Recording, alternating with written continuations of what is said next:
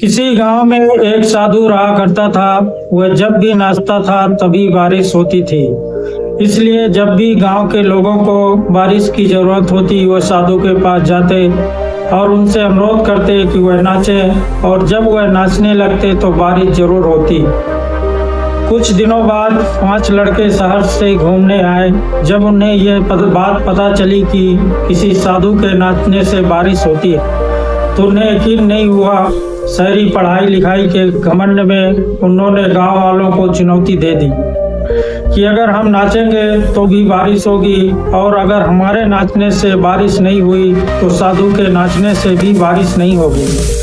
अगले दिन सुबह सुबह गांव वाले उन 5 लड़कों को लेकर साधु के कुटिया के पास पहुंचे और गांव वालों ने साधु को सारी बात बताई। फिर उन लड़कों ने नाचना शुरू किया। पहले लड़के ने नाचना शुरू किया। आधा घंटा बीत गया।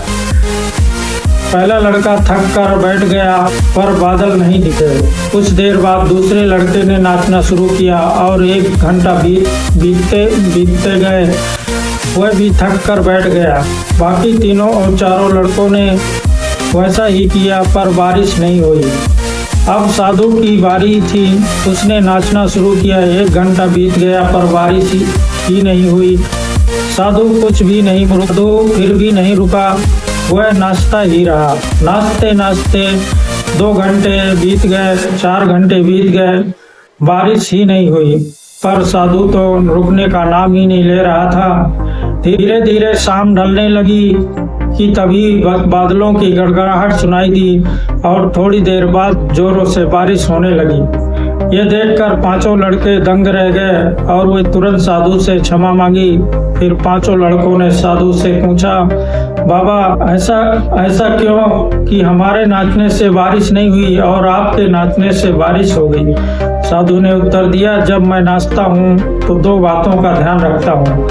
पहली बात तो मैं ये सोचता हूँ कि अगर मैं नाचूंगा तो बारिश को होना ही पड़ेगा, और दूसरी ये बात कि मैं तब तक नाचूंगा जब तक कि बारिश ना हो जाए। सफलता पाने वाले में भी यही गुण विद्यमान होने चाहिए।